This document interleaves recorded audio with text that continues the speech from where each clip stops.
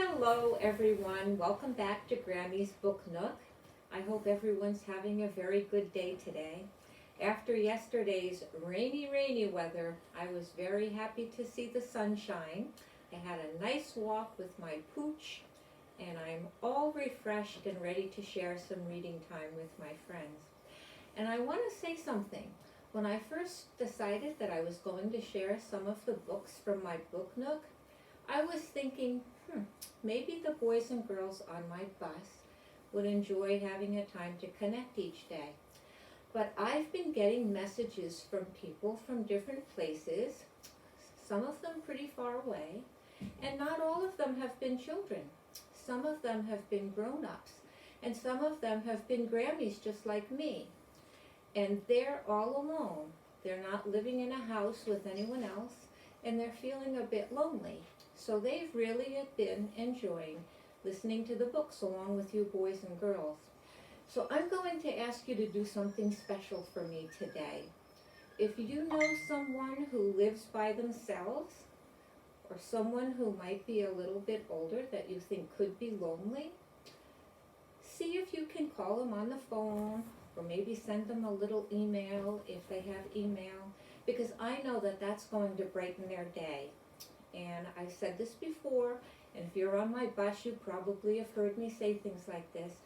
Nobody can do everything, but everybody, whether you're an adult or whether you're a child, can be doing something to make life a little more pleasant for someone else.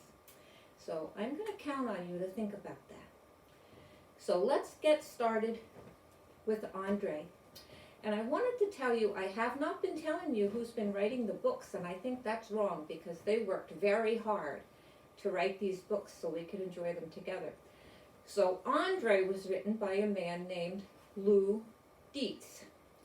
And the pictures in the book were drawn and illustrated by a lady named Stel Shivas. So I want to thank them for making this book possible for us to enjoy together. So today we're going to start with chapter 6, and it's called Andre's First Journey. If you remember, Andre's pretty big now, so he's not being driven around in the car anymore, and he's too big to come in the house and be in the little kiddie pool in the basement. So he's out in the sea, and now he's going to be taking his first journey. So let's see where he decides to go. So here we go. Maine winters are long and cold. The harbor freezes up tight. All through that February, the snow fell. Clouds piled snow so high along our road that I could see only the tops of the cars as they went by. We had given up hope that Andre would return to Rockport Harbor. Still, on days when wind and tides broke up the harbor ice, we would go down to the shore and look out to the sea. It was a long, sad winter for the Goodrich family. One snowy day in late February, Daddy was opening his mail when he let out a yell and waved a newspaper clipping that had come in the letter. Mother took the letter and read it aloud. It was from a newspaper in Marblehead, a little seacoast town near Boston, Massachusetts. It told of a friendly little seal who had been loafing around the waterfront and doing tricks for crowds who gathered to watch him. The paper called this unusual seal Josephine. Josephine? Snorted Dad. That's not Josephine. That's Andre. That's got to be Andre. Wow, that's a long swim all the way from Maine to Boston.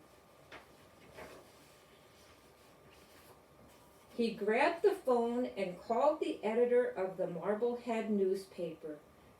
But the editor didn't seem very interested at all in a lost seal called Andre.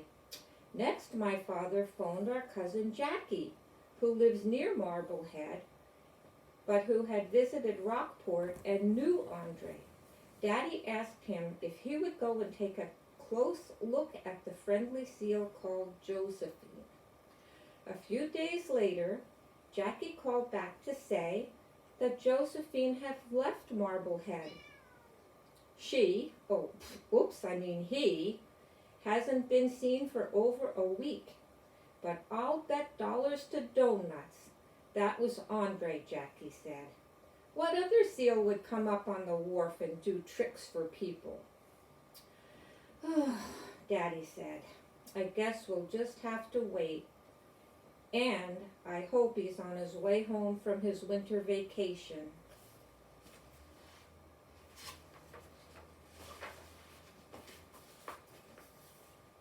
So we waited.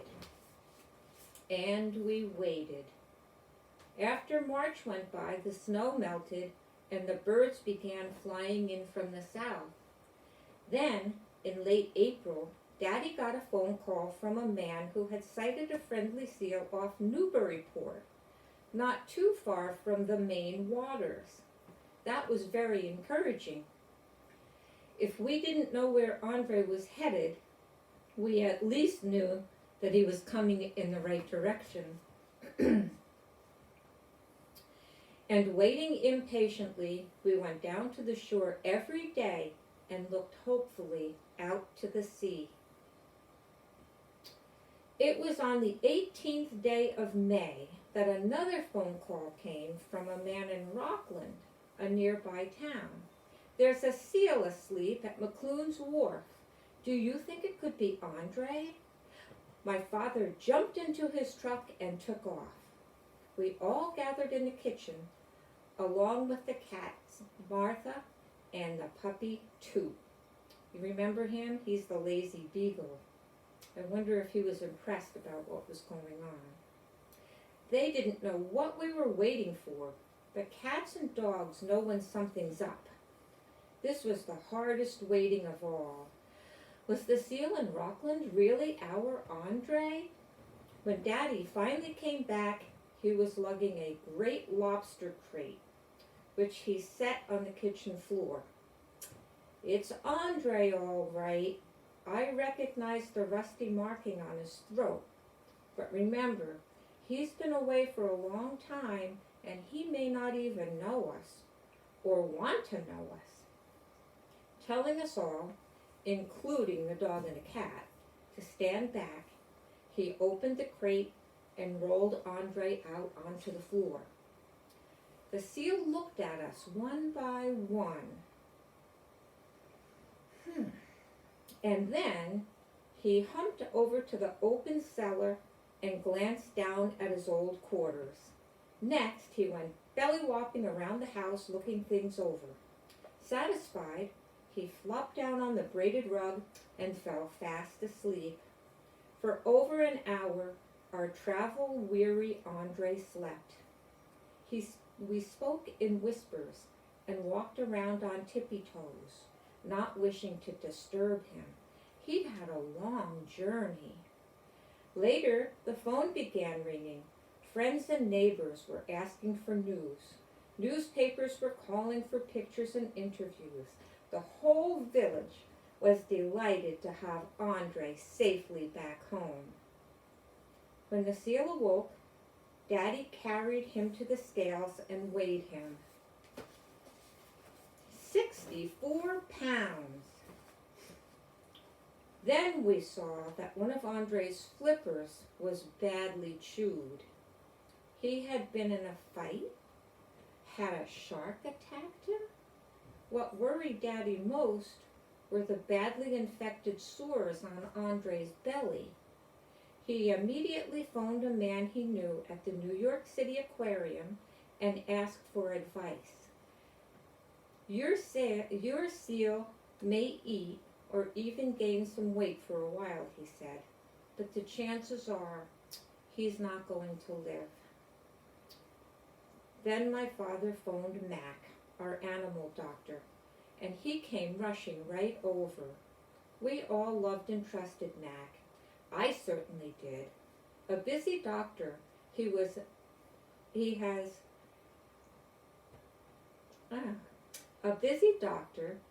never too rushed to tend to a wounded bird or animal.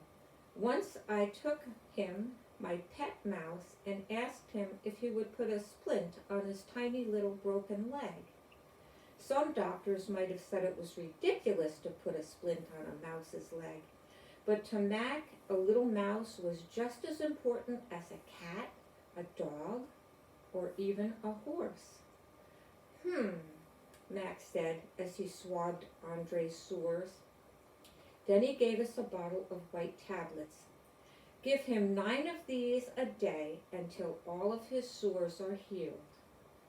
I went to the door with Mac, not knowing what he meant by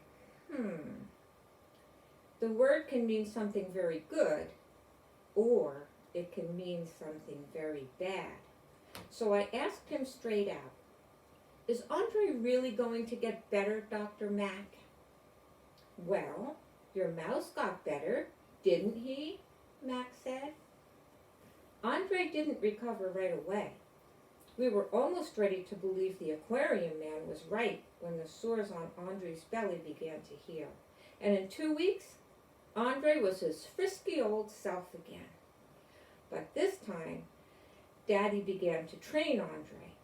Before the seal had come to live with us, Daddy had built a pound, a sort of floating playpen with a wire net bottom. The pound was intended for a dolphin, but my father never found a dolphin to serve him as a swimming companion. Since Daddy thought it would be better for Andre to live in salt water while he was getting better, he put him in the pound and he moored him just offshore. Several times a day,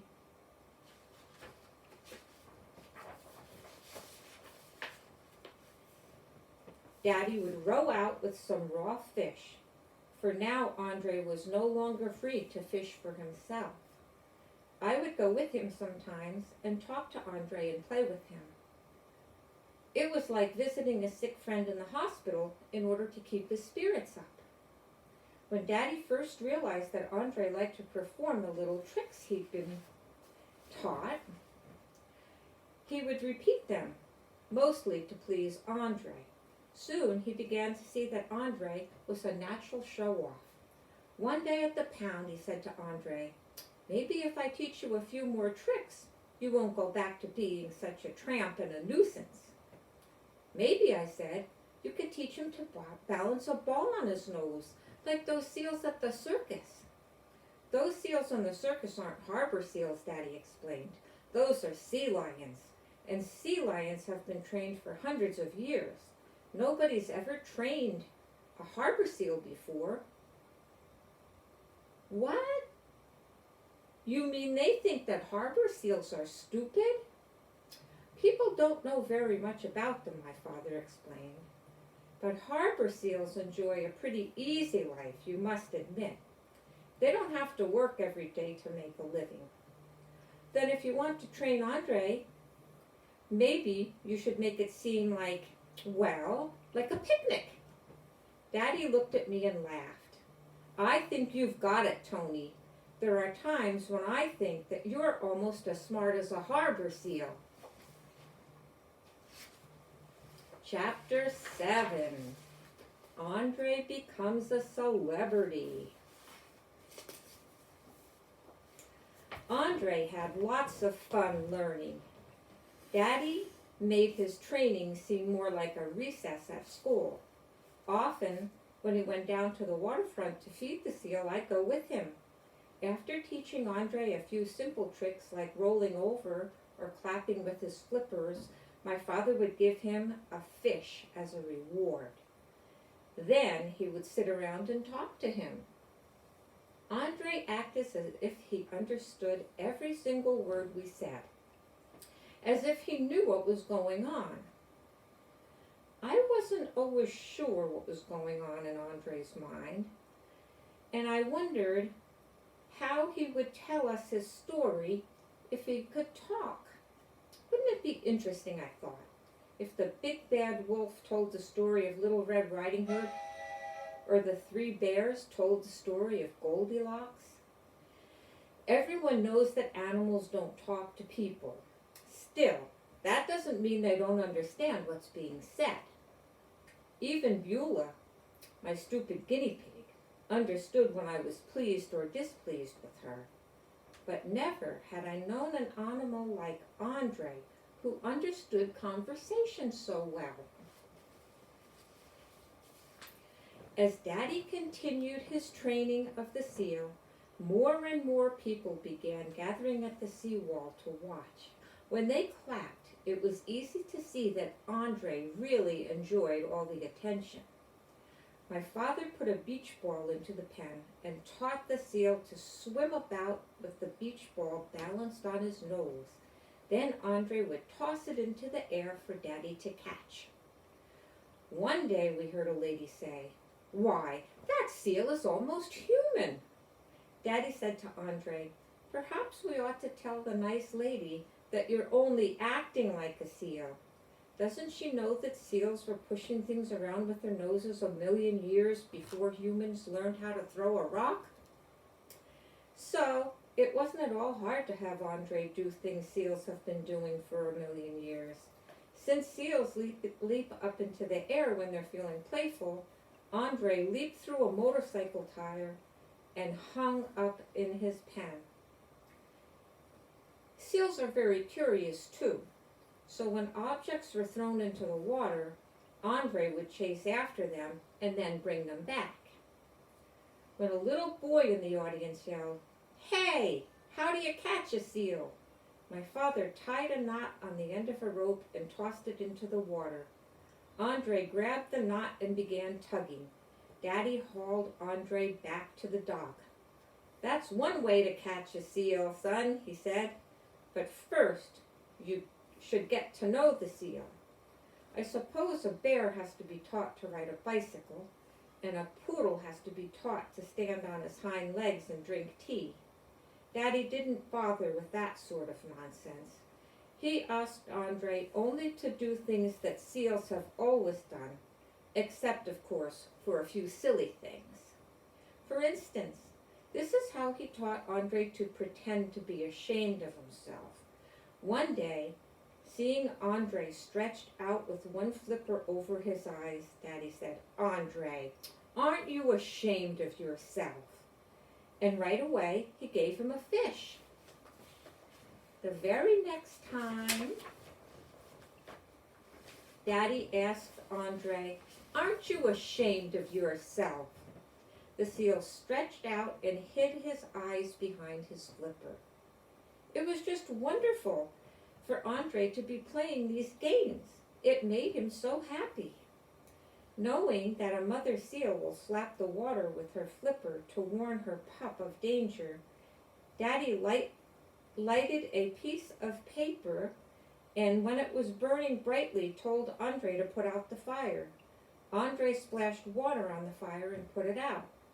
Perhaps you wonder how Andre came to pose for the camera. This is the way it happened. Often, after eating his supper, he would make a rocker of his body and nibble on his hind flipper. One day, when he was doing this, Daddy said, "Pose for the camera, Andre." And the seal caught on right away. Once Andre learned a trick, he seldom forgot it.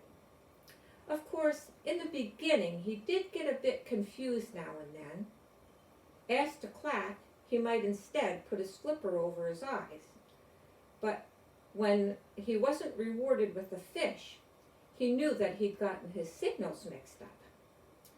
He would then be put through all his tricks again until he did them perfectly. So Daddy bought a whistle and would blow it when Andre performed the right trick. Sometimes when Andre didn't hear the whistle, you could almost see his mind working. What did I do wrong? But he learned so quickly that my father now found that he could try much more complicated tricks. Our seal was a very eager pupil. Perhaps you wonder how Daddy got Andre to say what he thought about Flipper the dolphin.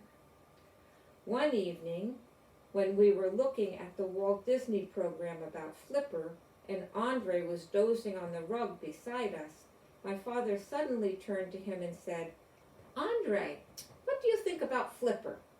Andre, knowing he was expected to do something, went through all of his tricks. When Daddy didn't blow the whistle, Andre got a little bit provoked.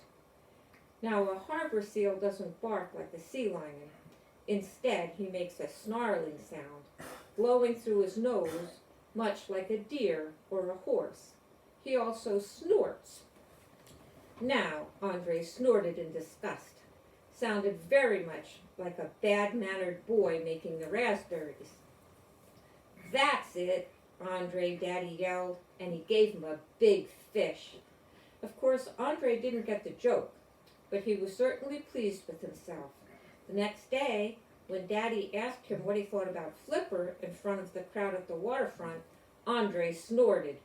People clapped and cheered at his cleverness, and Andre all but took a bow.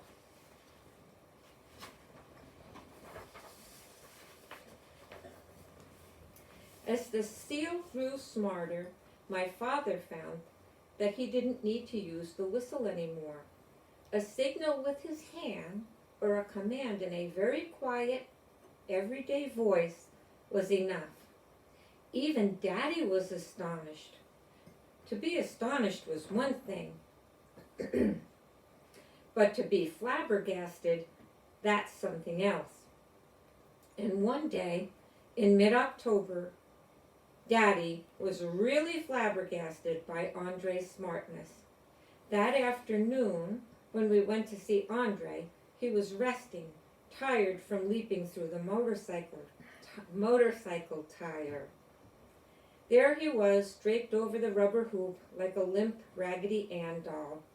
"You look ridiculous," Daddy said to him. "What a silly seal you are. I'm glad Flipper isn't here to see you stuck in that hoop." "Maybe," I said, "Andre is showing us what happened when he first started practicing." Said Daddy. "That's an idea." Then he turned to the seal. "Maybe you'd like to show us how you jumped through the hoop when you were first learning, Andre." Now this is the flabbergasting part.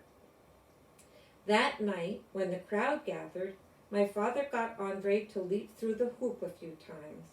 Then he faced the crowd and said, "It took Andre hours of practice to leap through the hoop like Flipper, the dolphin. Now, maybe he'll show you what happened when he first started learning." Then he walked over to the far end of the pound platform and said, "How about it, Andre?" Andre went under, and then he took a running start and leapt into the air. His belly flopped on the tire, and he hung there like a limp rag doll. The crowd roared and clapped and whistled. Perhaps this was the day Andre described what he was going to be when he grew up. He would be every bit as famous as Flipper the dolphin. Though he enjoyed all the cheering and clapping of the crowds, he loved first of all being a member of the Goodrich family. On summer days, he showed us just how much we all meant to him, and in the most flabbergasting way of all. I was on the dock, wearing my new blue coat with brass buttons, and I reached down to pat him. He must have been feeling very impish that day, for he arched up and nipped off the brass buttons from my coat and tossed them 20 feet into the water. I was angry, and so was Daddy. Though he gave Andre a harsh scolding, no words could bring back my shiny brass buttons. But I was wrong. The next day, when I went down to the waterfront, Andre was waiting there on the dock, and he dropped all my brass buttons right at my feet. Chapter 8. The long, hard winter. Andre was almost 3 years old, and he was growing up fast. I was growing up too, of course, but seals grow up much more quickly than children. Soon he would be full grown. It often troubled Daddy that Andre, a harbor seal who belonged out in the open bay, with the other seals, preferred to be with people. Certainly, Andre wouldn't know his real seal relatives if he ever met them, as surely the wild seals on the ledges wouldn't know who he was and wouldn't know what to make of a seal who understood English and was driven around in an automobile. With winter coming, he wondered what to do about Andre when the harbor froze over. This problem was solved when Luke Allen, who lived near the waterfront, offered his boat shed for Andre's winter quarters. The shed wasn't heated, but Andre now had a thick layer of fur and fat to keep him warm. But would he be lonely? Daddy decided to build a tank and place it near a window so the seal would have a view of the harbor. To keep Andre happy, he would carry him up to our house to be with the family every few days. By the middle of November, Andre was installed in his winter quarters, and at least twice a week he was brought home to stay overnight with us. Lifting Andre into the truck was getting harder and harder every day for Daddy. There's a story about a farm boy who was given a baby calf. If I lift the calf every day as he's growing, the boy thought, I'll get stronger as the calf gets bigger. And when the time comes, I'll be able to lift a cow. I'm sure the farm boy never did lift a cow. Even lifting fat Andre caused my father to huff and puff. During Andre's visits that early winter, he became housebroken. It was not our idea. He decided to do that on his own. It came about this way. When Andre wet the floor, Daddy would go for the mop. The seal didn't like the mop slapping around him, and he would snort. So my father slatted the mop even harder when Andre wet. The seal quickly realized that if he didn't wet, the mop wouldn't be whooshed around on the floor in front of his nose, so he just stopped wetting. Andre wasn't happy with his winter quarters. For me, it was heartbreaking to go down to the boat shed and see him looking wistfully out to the sea. By then, the ice was forming, and it was too risky to set him free in the face of the Maine winter all alone. Also, he had lost his appetite. To lift his spirits, Daddy would put him through a few old tricks, but even that failed to make him happy. Worse, he was becoming quite irritable. One day, a state trooper, dressed in a crisp new uniform, asked if he could go and visit with Andre. The seal took one look at the trooper, who leaned over to greet him, and slapped his flipper, soaking the police officer down to his skin. The trooper gave Daddy a sour look and left, suspicious of my father putting Andre up to such mischief. And one day a nice lady brought Andre a present of 4 pounds of fresh smelt. Is it all right if I feed him? She asked. Andre looked at the offered fish, and then he looked at the lady. His ungrateful thanks was a loud, juicy snort before he took a deep dive into the tank and disappeared from view. That night, the Goodridges had the fresh smelt for supper. As winter wore on, Andre grew more and more sad. One day, a howling nor'easter storm struck in the afternoon with high winds and blinding snow. Daddy knew we'd be snowbound for several days and wouldn't be able to go to feed Andre. So that evening, he went to the boat shed and brought Andre home for the night, putting him in the cellar. The next morning, the whole world was white. It was still snowing, but most of the storm's fury had been spent. Daddy went into the cellar to feed the seal. Andre was gone. Then he felt a draft of cold air, and he saw a small heap of snow on the cellar floor. Andre had apparently pushed out a pane of glass in the cellar window and escaped into the white, snowy world. Daddy rushed upstairs. "Andre's gone!" he shouted. I jumped out of bed. Like my father, I got into my heavy boots and my warmest clothes. We had no trouble following Andre's escape route.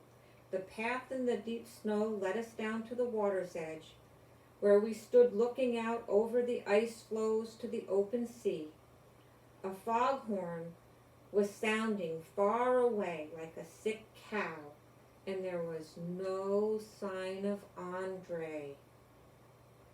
"Good luck, Andre," Daddy said softly, and slowly we walked back to the house where my father began phoning all the newspapers. He wanted the word out that a friendly seal, who didn't know that he was really a seal, had escaped and was on the loose. It was well he did get the word out. A few days later, the harbor master at Round Pond, a coastal village 50 miles up the coast from Rockport, telephoned to say that a friendly seal, who might be Andre, was entertaining a group of delighted children there. Daddy rushed off in his truck, but by the time he got to Round Pond, Andre had departed. The harbor master told my father a frightening story. "Your seal had a really close call," he said. "I was in a store when a lobsterman saw the seal on the shore and went for his rifle. He had the mistaken notion that seals like to eat lobsters. 'Look,' I said to this fellow, 'doesn't it strike you as a little bit odd to see a seal playing with children? I bet that he's that Rockport seal called Andre. Now you just put that gun away.' Daddy thanked the harbor master for saving Andre's life and asked him to call if the seal showed up again. Then we went home to wait. Andre did show up at Round Pond the next day to give another performance. But by the time he waited for Daddy, who had picked him up, but this time he had waited for Daddy, who picked him up and brought him home. During the drive back to Rockport, Andre fell peacefully asleep in the back seat of the car, not realizing how much danger he was in or how close he had come to death. So this is where we're going to leave it for today. I hope you enjoyed that. Andre is having quite the adventure. I think that he's kind of a naughty little seal. We'll have to see what happens to him next time we come back to read. So I hope you enjoy the rest of your day. I know that you children have been studying hard, and today is Saturday, so I'm hoping that you're enjoying a good day off and doing some family things and having fun. You know what we do before we leave for the day, so let's get ready. Sleeves up. And here we go. We're gonna wash those germs away, being healthy every day. I make good choices so I stay well. Gonna wash those germs away. We're gonna wash those germs away, staying healthy every day. I make wise choices so I stay well. Gonna wash those germs away. I make wise choices in every way. Gonna wash those germs away. Bye, boys and girls. Goodbye, folks. Have a good night.